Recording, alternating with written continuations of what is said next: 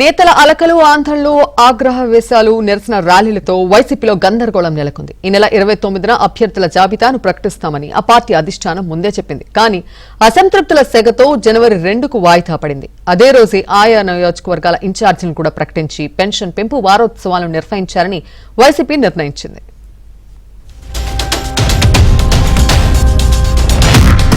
ఆంధ్రప్రదేశ్లోని అధికార వైసీపీలో తీవ్ర స్థాయిలో గందరగోళం నెలకొంది.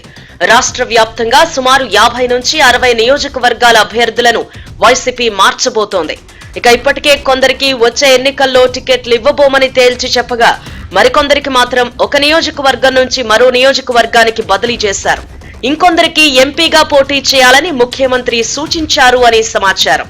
అనంతపురం, ప్రకాశం, కర్నూలు, గుంటూరు, ఒంగోలు, కృష్ణా, తూర్పు, పశ్చిమ గోదావరి జిల్లాల్లో అనేక మంది ఎమ్మెల్యేలను పిలిపించి వారికి సీఎం హ్యాండ్ ఇచ్చారు అని తెలుస్తోంది. మరికొందరిని ఒక జిల్లా నుంచి మరో జిల్లాకు పంపారు అని సమాచారం.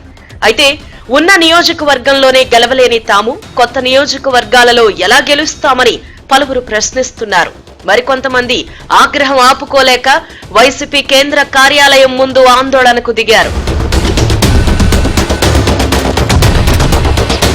ఇదిలా ఉంటే నరసరావుపేట ఎమ్మెల్యే గోపిరెడ్డి శ్రీనివాసరెడ్డి, సత్తెనపల్లి ఎమ్మెల్యే అంబటి రాంబాబులకు టికెట్లు ఇవ్వొద్దని ప్రత్యర్థి వర్గం ర్యాలీలు చేసింది. ఇక ఉమ్మడి కృష్ణా జిల్లా పెనమలూరు ఎమ్మెల్యే పార్థసారథి సీఎం జగన్ పై హాట్ కామెంట్స్ చేశారు.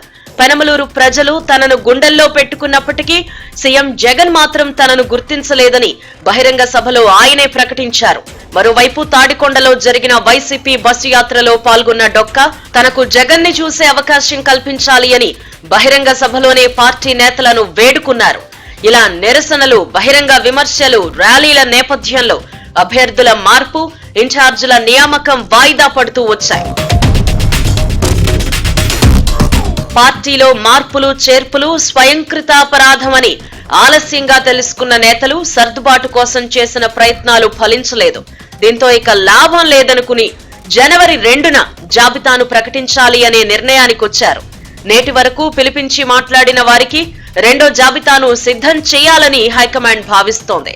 ఇక 3వ తేదీ నుంచి పెన్షన్ వారోత్సవాలు ప్రారంభం కానున్నాయి. ఈ నేపథ్యంలో కొత్తగా నియమించిన ఇన్ఛార్జీలు, సమన్వయకర్తల ఆధ్వర్యంలోనే పెన్షన్ల పంపిణీ వారోత్సవాలు నిర్వహించాలి అని నిర్ణయించారు. మొత్తానికి ఇప్పటికే 11 నియోజకవర్గాల జాబితా ప్రకటించిన వైసీపీ జనవరి 2న మరో 40 నియోజకవర్గాల అభ్యర్థుల జాబితాను ప్రకటించనున్నట్టు స్పష్టం చేసింది. ఇక 3వ తేదీన ముఖ్యమంత్రి కాకినాడలో పెన్షన్ పెంపు కార్యక్రమంలో పాల్గొననున్నారు. అదే సమయంలో రాష్ట్ర వ్యాప్తంగా పెన్షన్ పెంపు వారోత్సవాలు ప్రారంభం కావాలని ప్రభుత్వం నిర్ణయించింది. అయితే అసంతృప్తులు ఎగసిపడిన అధికార వైసీపీలో మరో 30 నుంచి 40 మందిని మారిస్తే ఏం జరుగుతుందోనని ఆ పార్టీ శ్రేణులు ఆందోళన చెందుతున్నాయి.